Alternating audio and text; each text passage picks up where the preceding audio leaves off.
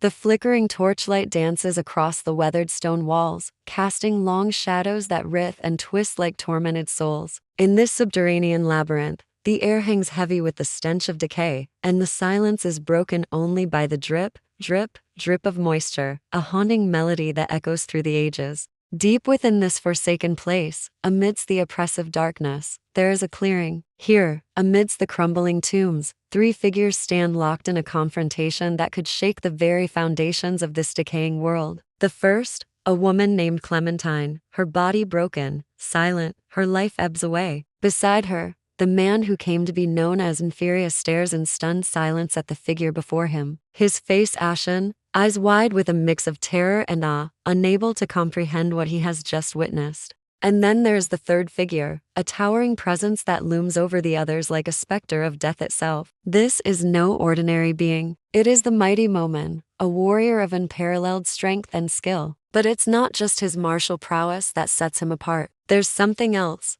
Something sinister lurking beneath his every move. Something about his very essence strikes fear into the hearts of his enemies. For Momen is not of this world. No, he is something more, something terrifyingly powerful. And those who cross his path had best beware, for they are about to learn the true meaning of fear. As the battle rages above them, deep within the bowels of the earth, a new menace stirs. The cultist Khajit Dale Badentel stands before a massive pile of corpses, their lifeless forms a grim testament to the dark rituals that are about to unfold. In his hand, a cursed gem pulses with an eerie glow, its malevolent energy a tangible aura that heralds the coming doom. With a voice that drips with fervor and madness, he begins his chant. Rise, he bellows, his words echoing through the cavernous space like a death knell. Rise and devour the living, rise from your slumber, ye servants of the abyss. As he chants, the ground begins to tremble. The very foundations of this subterranean realm shudder as if in response to the dark summons. The air grows thick with necromantic energy, swirling and coalescing around the corpse mountain like a miasma of death. The ritual is almost complete, and soon the cultist will unleash his ultimate creation upon the world.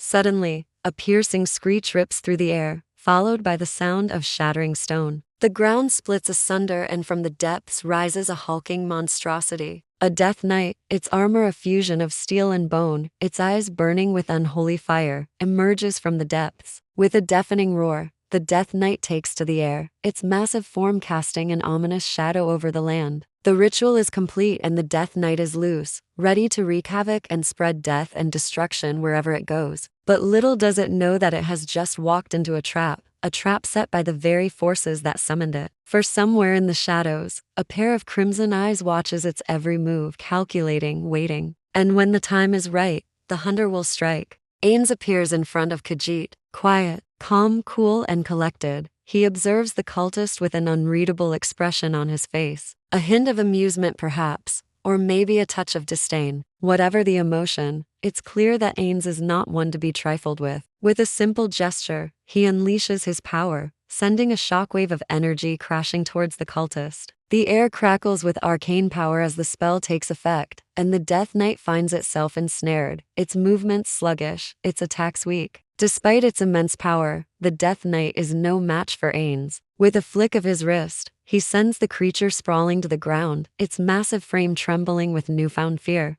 Khajit's eyes widen in disbelief as he watches his ultimate creation fall before his enemy. How is this possible? He thought he had created the most powerful undead creature ever seen, yet it seems like nothing more than a plaything in Ainz's hands. But Khajit is not one to give up easily. With a manic grin spreading across his face, he lets out a blood-curdling laugh. Too late, he cackles, his voice echoing through the chamber. My ritual is complete. The Death Knight is mine. Ainz turns his gaze back to the cultist, a flicker of irritation crossing his features. It seems the foolish human still does not understand the gravity of his actions. With a sigh, Ainz prepares to deliver the final blow, to put an end to this pathetic display once and for all. But as he raises his staff, A surge of power courses through him, power unlike anything he has ever felt before. His eyes flash with otherworldly energy as he realizes that the moment has finally arrived. The time for strategy and subtlety is over. It's time for Ainz to reveal his true power and crush his enemies once and for all. With a newfound determination, he brings his staff down, unleashing a torrent of magical energy that engulfs the Death Knight. The very foundations of the tomb tremble as the magic surges through the chamber, and the Death Knight shrieks in agony as it is utterly obliterated.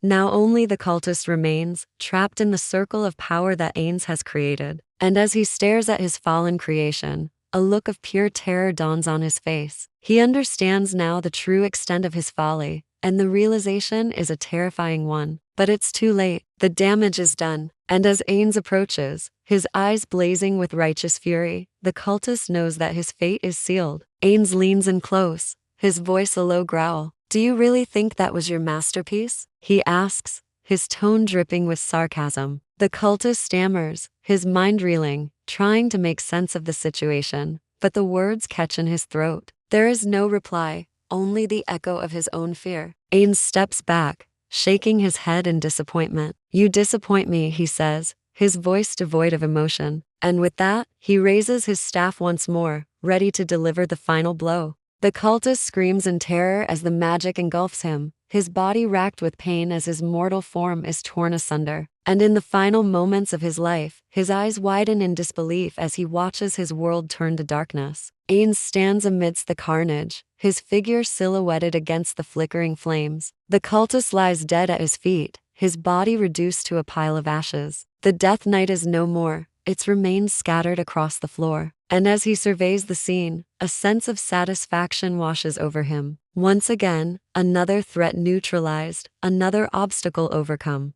As Ainz makes his way through the catacombs, the silence is deafening, broken only by the sound of his own footsteps. The air is heavy with the scent of decay, and the flickering torchlight casts long, dancing shadows that seem to mock his every move. But Ainz is undeterred. He moves with purpose, his gaze fixed ahead, searching for any sign of life, any indication of who might have sent these creatures to kill him. He is a predator stalking his prey, and he will not rest until he has uncovered the truth. Suddenly, a faint sound reaches his ears, a whisper amidst the silence, a sound that sends a shiver down his spine. He freezes, his senses on high alert, listening intently. Could there be more of these creatures lurking in the shadows? Or perhaps something worse? The stakes are high, and Ainz knows that he must be prepared for anything.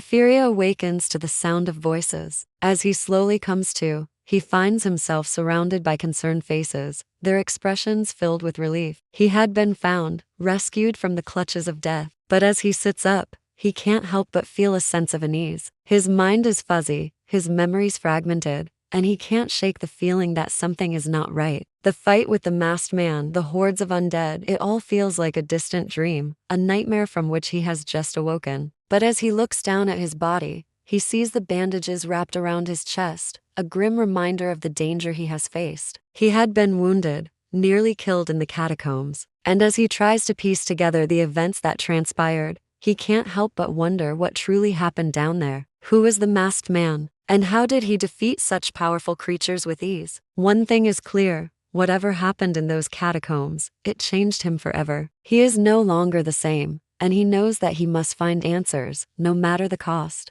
Ainz emerges from the sewers, his figure cloaked in shadow. The streets of Karn village are bustling with life, the people going about their daily routines, oblivious to the danger that lurks in the shadows. But Ainz is not here to mingle with the masses. He has a purpose, a mission to complete. And as he walks with purpose through the crowded streets, his eyes scanning the rooftops, he knows that he is being watched. From the shadows, a pair of crimson eyes follows his every move, and Ainz knows that he is being stalked. The game is on, and Ainz is ready to play. With the city bathed in the warm glow of sunset, Ainz disappears into the night. The city sleeps unaware of the danger that lingers at its edge. In the Grand Plaza, a lone fountain stands silent, its waters still. The stars twinkle in the night sky, casting their cold light down on the sleeping town. And in the sewers below, the whispers of the night wind carry secrets that would chill the blood of any who heard them. For here in the darkness, where the light of day cannot reach, the true nature of this world is revealed. And those who dwell here are not of this world at all. They are creatures of darkness, their very essence twisted and corrupted by the shadows.